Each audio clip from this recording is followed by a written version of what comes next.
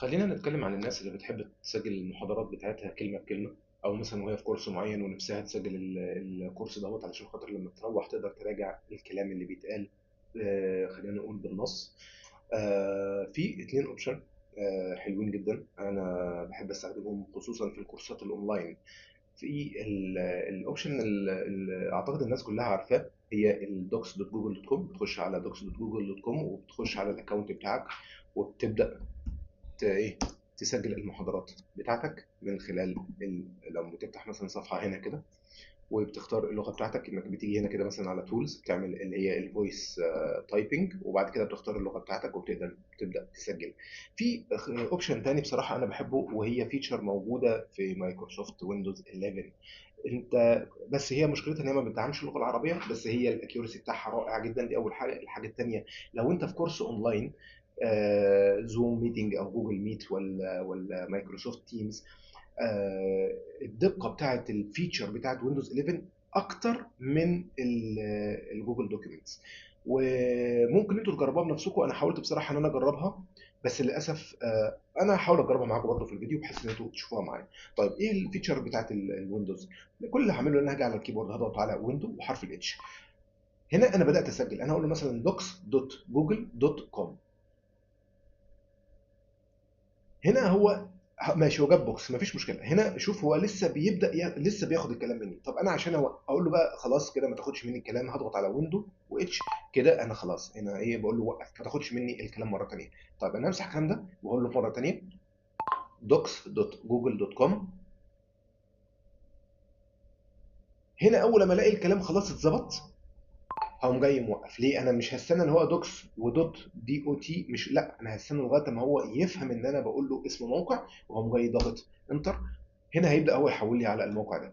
هنا انا ممكن مثلا افتح تابه جديده وهقول له مثلا كده youtube.com. هنا هو فهم. انا اوقف طبعا، وهنا هو فهم ان انا عايز اليوتيوب دوت كوم. هنا مثلا لو جيت قلت له انا عايز هقول له مثلا gmail.com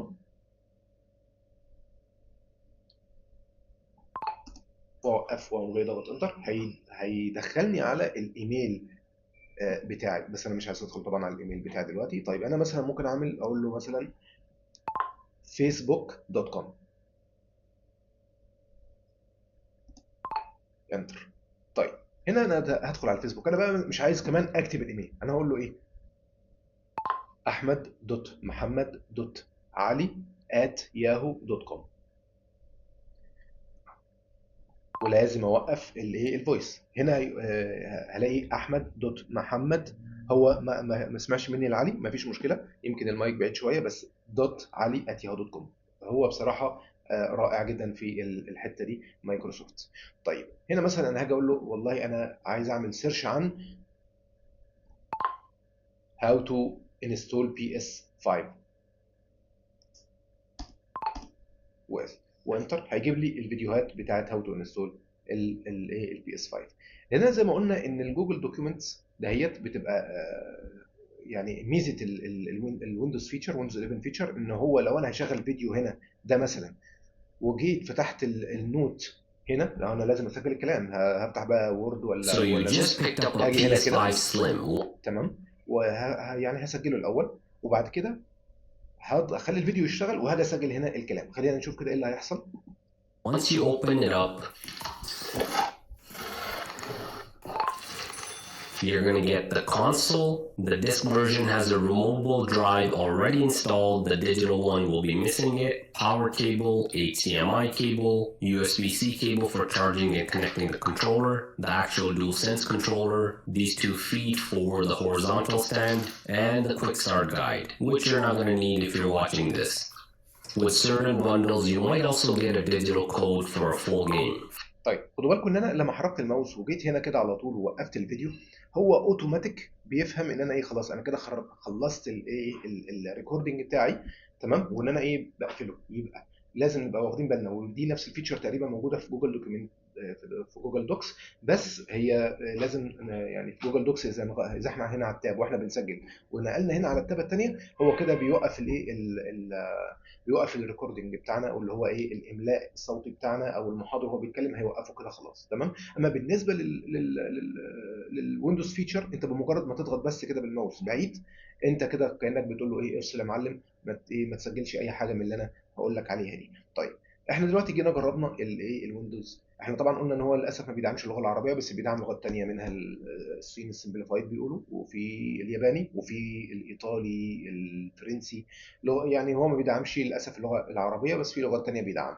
طيب هنا مثلا انا جيت، هل ده هيدعم لي برضو اللغه هل الدوكس ده قصدي هيدعم اللغه العربيه؟ فعلا هو بيدعم اللغه العربيه. ازاي؟ هاجي هنا على تولز، بمجرد ما هضغط على الفويس تايبنج وهنزل هنا واختار اللغه العربيه، اخليها اللغه العربيه مصر. وهو كمان بيدعم لهجات، ودي حاجه جميله الصراحه فيه.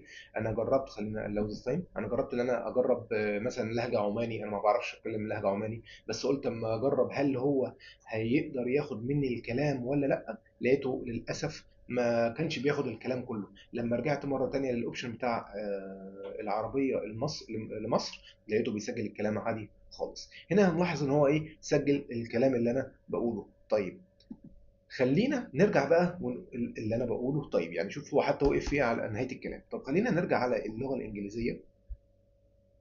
طبعا احنا قلنا ان الفيتشر زيت لازم يكون عندك انترنت، سواء كانت بتاعه ويندوز 11 فيتشر، او ال جوجل. طبعا انت لازم محتاج اتصال بالانترنت يعني. طب هل دي لو انا جيت بقى هنا وشغلت هنا ده مره تانية، هل هيجيب الكلام بالظبط ولا لا زي ويندوز فيتشر؟ خلينا نشوف. هو طبعا لا، يعني اجابه السؤال هو طبعا لا، بس خلينا نتاكد. First up is installing the horizontal stand feet. Have the console with the disk drive facing up. The 2 feet sort of go into these holes. Insert the back one like this and the front one like this. You might have to press them in a bit hard. Now you don't get a vertical stand with the Slim. That does need to be purchased separately if you like the vertical position. Funny enough, I tried the OG console's vertical stand that I had lying around. Now I don't recommend it, but you can get it attached because the Slim console does have that same attachment hole at the bottom. I guess it sort of fits, but it doesn't really look good. Let's flip this console over. طبعا هنلاحظ ان هو للاسف كان في الاول شغال كويس، وفجاه جه هنا واستك خلاص، وقف مكانه ما قدرش يكمل. على عكس وده طبعا انا جربتها على اكتر من فيديو على فكره يا جماعه، دايما بيجي بعد جملتين ثلاثه كده ويفصل للاسف. لا بس الكلام ده امتى؟ لما بتكون بتشغل على نفس الجهاز. انا مثلا في ميتنج دلوقتي تمام، وبتكلم مع حد وقلت له سجل، هو ما بيقدرش يسجل. على عكس لما باجي افتح الويندوز فيتشر بلاقيها بتسجل كل كلمه بتتقال. وبس كده في الفيديو النهارده.